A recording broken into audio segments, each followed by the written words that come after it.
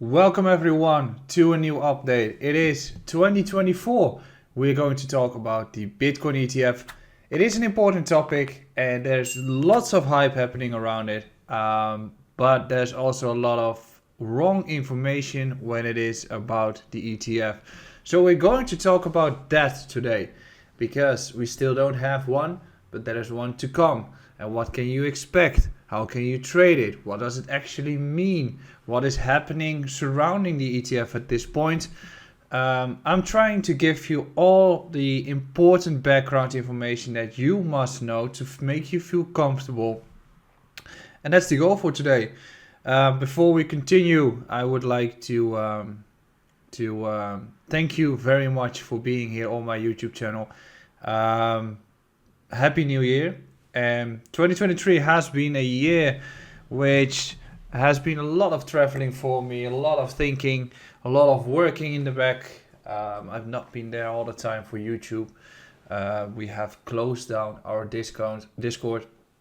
I've discussed that on the previous update. The courses are there. The Crypto 101 course I finished last year. The Trading 101 course I finished as well, and we're going to post that really soon. But it was a year of a lot of changes, and 2024 is a year where we're going to continue with that. We're continuing the grind. We are posting a lot of content on the socials. In the meantime, my lights are crazy, but we are posting a lot of content on the socials. Of course, you can find me on X. We are back on YouTube with 2 updates per week. One more dedicated towards Bitcoin, one more dedicated towards the altcoin market. So we're going to do that, giving you tools to trade a portfolio. I want to show you how you can trade a small portfolio as well. More on the educational part rather than on the shield part, of course. More in-depth content because that's what I like. That's what probably you like too. And in 2024, we launched the consultancy. We've got a ton of interest for that. We're doing great. The clients are happy. We are happy. The team is going to grow. The returns are great. And we are in the process of launching our own fund. That is all going to happen this year and it's going to be a ride. Actually, just before I shot this video, I was thinking, I started this in 2017 and I've experienced 2 bull cycles. It's going to be my 3rd one. I've experienced 2 bear cycles and the bears were rough, very rough, but I think ultimately you learn a lot out of it. Probably for the longer people who have been staying here, you have been seeing me going terrible with my health, which has been happening in the previous bear market. But I think you learn a lot out of those periods, and especially if you are also going through such a period, and I know that a few of you are there.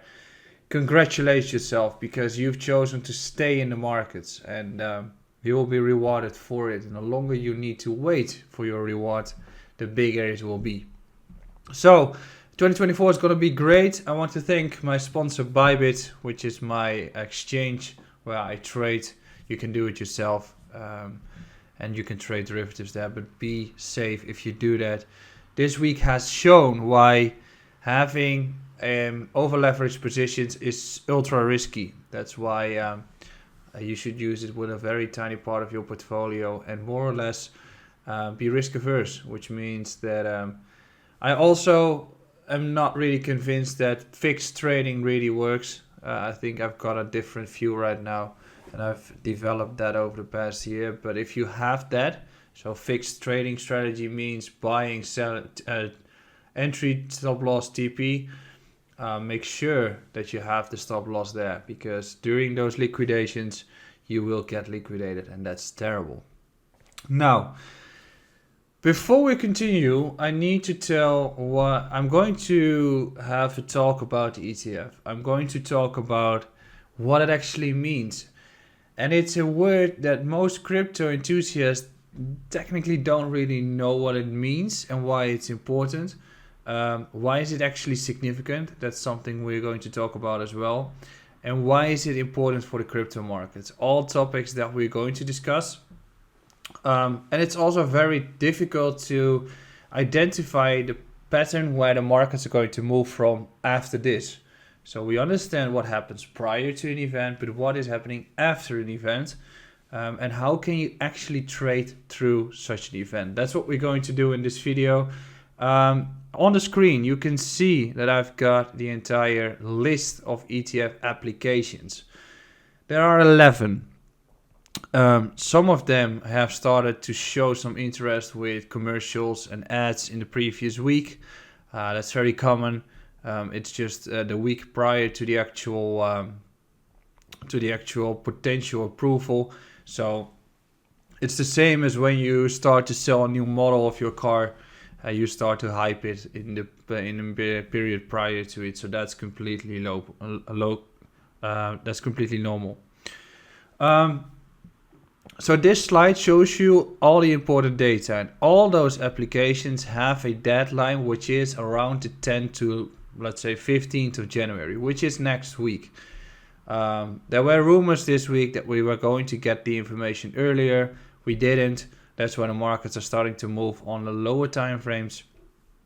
You shouldn't really put that much of attention towards all those things happening because it's just noise. In the end, they have been providing some new filings, which you can see here. That is important to understand. And the second thing which is important to understand is the fact that we've got a seed. So we're going to talk about what this is. Also, we've got the custodian, which is Coinbase. So if you are interested in seeing what we are expecting from the ETF, you can also just monitor the ETF or a Coinbase stock, because if there's going to be approval of the ETF, Coinbase is going to be the big winner too. So we're going to talk about the seed. We're going to talk about the most recent filing. And we're going to talk about everything that has been happening in the past week. And I'm not gonna, we had the big week. We had the big altcoin liquidation. I'm discussing that tomorrow. And the big altcoin liquidation happened through two reasons. One is there was fake news. I don't know the name anymore, but there was fake news from just a blog post that got into the algorithms of news websites, and that triggered algorithms that trade on them. And because they were triggered, we come towards the second reason, which is that everybody or most people had an over leveraged position and got taken out of the market. So there's less liquidity in the markets right now. That's great, which means that we're going to have a continuation of the trend upwards. But ultimately, the markets were due for such a liquidation. The question is why? Well, if you go towards an exchange, you see the funding rate, and the funding rate is the difference between futures and spot. You can say at some point futures are driving the price up, other points spot is driving the price up. If that one becomes heavily positive, and with altcoins it was between 0.05 to 0.10% per every 8 hours you're paying on your position. If you're having a 100x position, you're paying 100x that funding rate for your position, which is incredible. But it was very positive, which means that there were a lot of long positions into the markets. For reference, Bitcoin usually has a funding rate of 0.01%, so it was 5 to 10 times higher than what Bitcoin usually has. So it was due. We saw it. It's still an illiquid altcoin market, so it happened. And now we are back to neutral. So, what has happened in the previous weeks? Well, first of all, this is the entire list. BlackRock we've got here, Bitwise, Van Eck, WisdomTree, Invesco, Fidelity, Valkyrie, Hashtags, and Franklin. So, first thing first, we had the case of new amendments being added towards the application of the potential filers and the potential companies that are going to have an ETF. Some background information: if you are having ETF, it will be because of some shares. So you don't really purchase Bitcoin, we'll get to that in a little bit, but you're buying shares of the actual ETF, which is a share is basically a legal instrument that is following the price of Bitcoin, or at least is comparable to the price of Bitcoin. So it tracks the Bitcoin price, but technically you're not buying Bitcoin, you're buying an instrument that's designed out of spot Bitcoin. That's what we call an exchange traded fund. So the S1 registration statement, which we saw on social media, and this one is for ARC, which is usually the first one.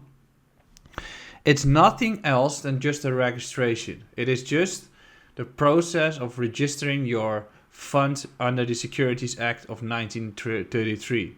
So it is not special. It is just part of the game, it's just part of the process, and it just happens. We've got the explanation here on the website of Investopedia, but technically it's just an initial registration form for new securities. Now we've also got something else, which is the Amendment 19B4, which is also an important one. But it is important because you need to file on which exchange you will be traded. So an ETF will not be traded on Binance. It will not be traded on Bybit. It needs to be traded on a stock exchange. And in this case, most of them are on the Nasdaq. Some are on the CBOE. For instance, the ARC one. Nasdaq has the BlackRock and the Valkyrie one. And the NYSE has Grayscale, Hashtags, and Bitwise. So that says a lot about where we're going to trade those ETF. It's still nothing special. It's just part of the process, so nothing really happens there either. Now, what was actually important that took place prior to this entire event, which is the cash settlement. This is important and it requires a little bit of background. But in order to have the ETF approval, they needed to discuss and conclude whether or not you're going to get Bitcoin into your crypto wallet. There are actually two types, which is in-kind and cash. The first option means that the investor receives, upon redemption, investor receives the equivalent amount of Bitcoin directly into their crypto wallet. However, with the second option, the investor receives the cash equivalent of their shares, as I mentioned, value at the redemption date. The difference is that with the former, the method and it grants direct ownership of the underlying asset for the investor, but it requires to build or get a crypto wallet, and then you can actually hold those cryptos in that wallet. The second one doesn't need to. You're just getting back cash. That can influence the prices because someone can decide, hey, I want to buy the ETF at first. I just buy shares. And then I'm going to swap back towards holding spot Bitcoin because I want to get that into my crypto wallet. So I'm using this way of getting the ETF and getting an allocation to Bitcoin without actually going towards an exchange that is unregistered. So it could be a method to actually get it to the market. So another concern that you have if you take the first one is the fact that perhaps this is liable for Bitcoin and an approval for Bitcoin to become a commodity or anything else or a security. At least the ETF is a security, but at least it is an instrument for institutions to be able to actually trade the asset. And then you get into a few other questions, which is that institutions are not going to buy an asset of Bitcoin or an ETF of Bitcoin if they are getting back Bitcoin at redemption, because holding spot Bitcoin is still not allowed. We are still far away from that. In 2025 with MiCAR, there is actually a case that we're going to get it in Europe, but in the US it's still taking time, and we know the lawsuits happening at this point for that case. So it takes some time before that can actually happen. That is a concern. The second concern is the fact that if you are having a crypto wallet, it needs to be regulated by the US, and there's none. MetaMask isn't, Trust Wallet isn't, Coinbase perhaps might be, but it's an exchange. So that gave some concerns, which means that it gives a conclusion of the fact that we're still super early. It feels a little bit like we are into the 1998 of Bitcoin, right? Just prior to the big bull, comparable to the .com bubble, but now we call it the crypto bubble. And second, we are also getting that far that we are allowing people to actually purchase Bitcoin, or at least have an allocation towards the markets, and we are, after 10 or 11 years, finally getting a confirmation that Bitcoin will stay. Because ultimately, if you think about it, this is the ultimate end game for Bitcoin. And if this is getting approved, Bitcoin will not be stopped, also not during a crisis. Bitcoin will only start to become larger, because the more people start to realize what Bitcoin can do for them, the more they will be starting to adopt Bitcoin into their entire portfolios. So it is great, but this is giving some background of why we cannot get in-kind settlements, but why we're getting cash settlements. And it's not bad, because the applicant still needs to hold collateral of spot Bitcoin to make sure that there is enough. So some more backgrounds, and we're going to watch it in a little bit. If you start an ETF, like we can see on the screens, if you start an ETF, you need to seed the ETF with the collateral of the asset that it will be consisting of, right? So with BlackRock, they mentioned that they will be seeding it with 10 million. I think it's, to be fair, if we compare it to Bitwise said that they can do it up to 200 million of shares with a per share price of $50. We're not sure. With these two news items, I think the BlackRock one probably doesn't give all the information required. I think they have been allocating a lot already, but they might be allocating some more. I think they have been the big buyers of the past few months, and that is not being shared, but the news is getting focused around the fact that BlackRock buys for 10 million, which is less. And then we've got Bitwise, which says up to 200 million, but people are saying that they will be seeding it with 200 million. I don't believe that they will, until there is enough interest from the investors that is probably already getting soft commitments or hard commitments from their investors or participants, but you still need to see whatever is going to happen. So these two news items are not really relative, despite the fact that it shows if you're going to have an approval of the Bitcoin ETF, prior to that, in the months prior to it, you need to seed it, because you are required to have at least 40 to 50% of collateral before you're going to go live with the ETF, which means that all those purchases by all the participants have already been taking place in the markets, and that is why the markets have been, as one of the reasons, have been running upwards as we have been seeing. So that is an important factor to take into account.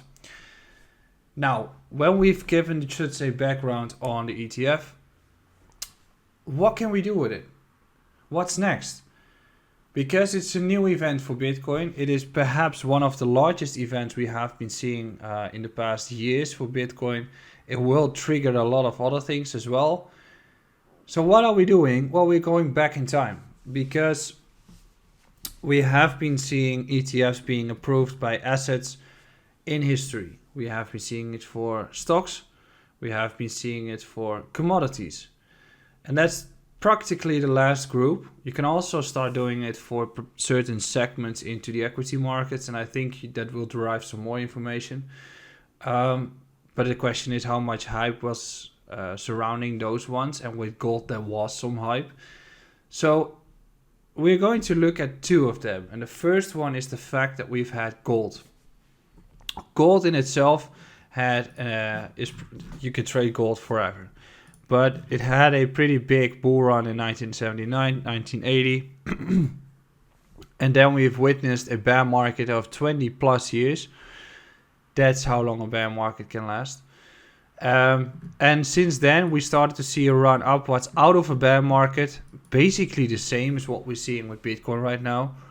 And the ETF of gold being approved.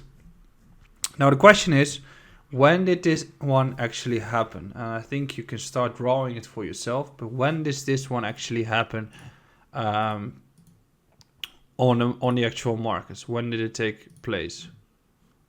Actually trying to get my settings bigger, but it's not happening at this point. Next video I will. Exactly. It did take place in March 03, which is here. So what did happen, or actually somewhere here, what did happen prior to the launch of the ETF? This run.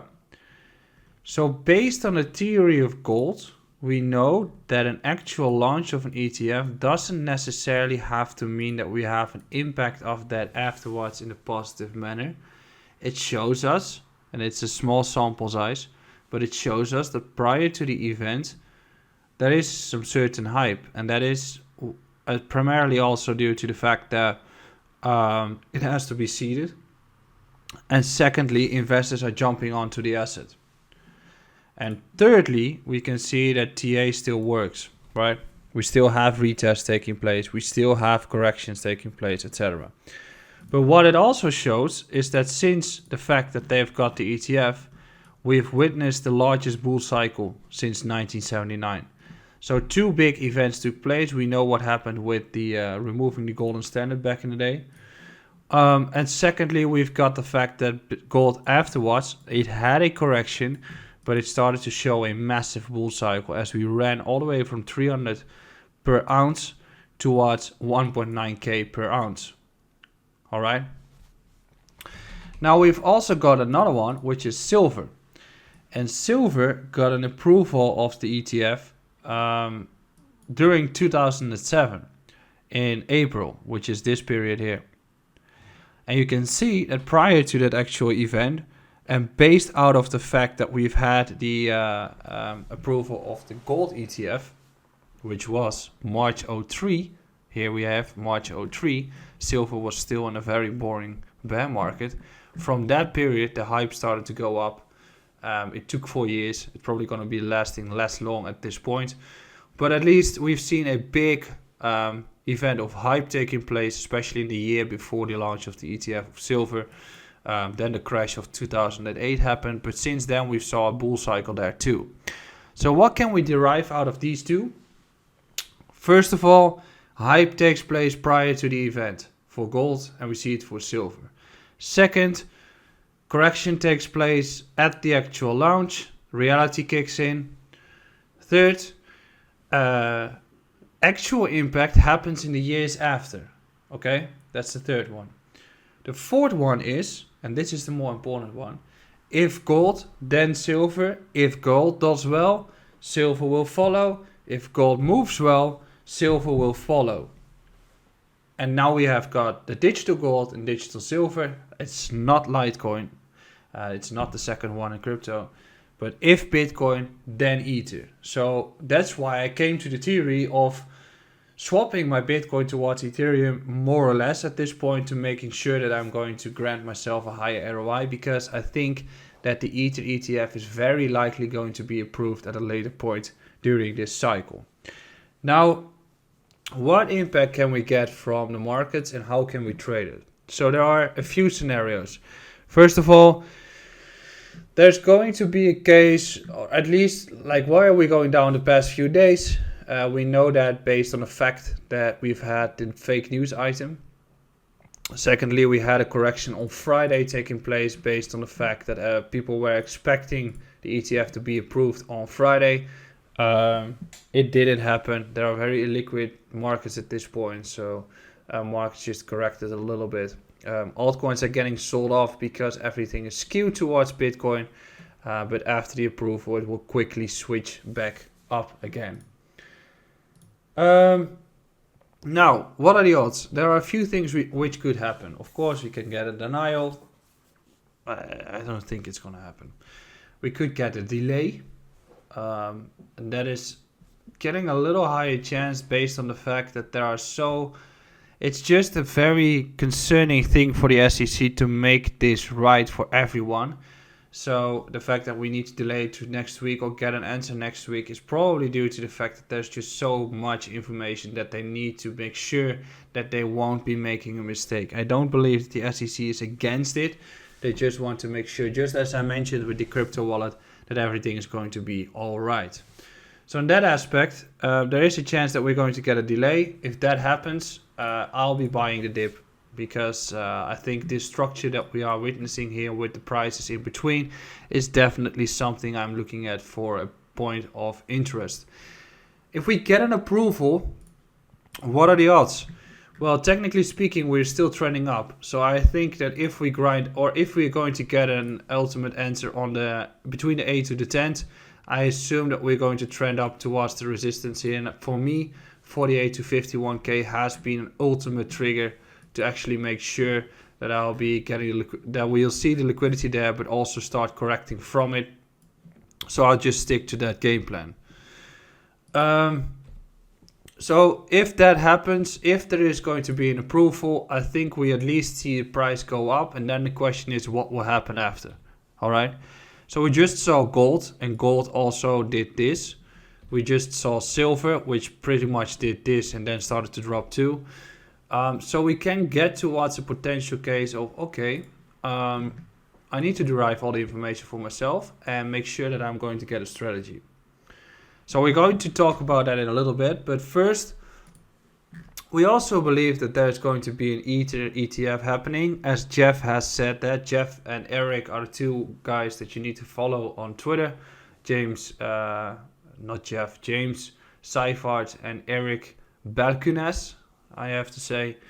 They are hinting on an Ether ETF to be approved, a spot ETF, because Ether is a commodity as long as they follow through with the SEC or the CFTC, which is another one. It's the Commodity Futures Trading Commission that called Ether a commodity, which is important because if it's a commodity, then the ETF will more likely be approved. Which means that from here, I think that the outperformance of Bitcoin against Ether is going to swap towards outperformance of Ether against Bitcoin. Which we see in the Bitcoin dominance chart, which technically is just repeating the history. We're going to talk about that in the altcoin updates. But prior to the Bitcoin halving, which as a data point, and here we have had the same, is happening again.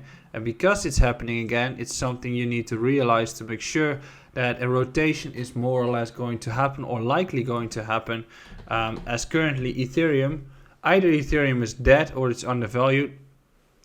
To me, I think it's undervalued because everything is surrounded by Bitcoin at this point, and this will likely swap from next week on, or at least somewhere in January, where Ether is going to take over, and there's a lot of liquidity on the short side for Ethereum to be taken. So I started to point myself into interest into Ether. Now, how can you trade the actual event? I think you need to derive two important points from this. First of all, if you look at the information for on a price perspective, I think what you see on the chart is a case that since the likelihood of the ETF approval is increasing, which is October, price started to rally. The participants have been buying in. Smart money has been buying in too. And hype-driven investors, prop firms, speculants, everybody is jumping on the bandwagon because since November, the likelihood of an approval started to increase, right? So everybody has a position already. And if you don't have one, on a swing trade and investment perspective, wait. Just wait. Given the data from all the events that are happening and the importance of them, reality will always kick in. Same with gold, same with silver, same with proof of work, proof of stake for Ether, same with a random event on altcoins that are getting a lot of hype. Airdrops on Solana has been a peak too. So just wait and derive important levels, wide ranges to making sure that you're getting an entry. Which means that if the price is currently at $44,000 and if the ETF is going to have a significant impact to the price, you might want to consider the fact that it's probably going to move to any side of, let's say, 52 to 36, anything in between. So if we get towards 49 to 52k, just start selling some. Just sell if that's my perspective. I would be selling some Bitcoin because probably at the actual event, traders will start to take advantage of you. And I will come to that a little bit. If we get a correction and reality kicks in, anything less of 41k is just a DTA opportunity. Because if we get to 52 and have a standard 20 to 30% correction, you want to get into the markets, and that moment you want to swap towards Ethereum. That's my view. Now, if you want to trade the actual event, I think you need to be conservative and you need to be aware of the fact that almost everyone is likely going to buy the breakout if the ETF is getting approved. And people who are smarter than you will be using that actual event to take money out of your pockets into them, right?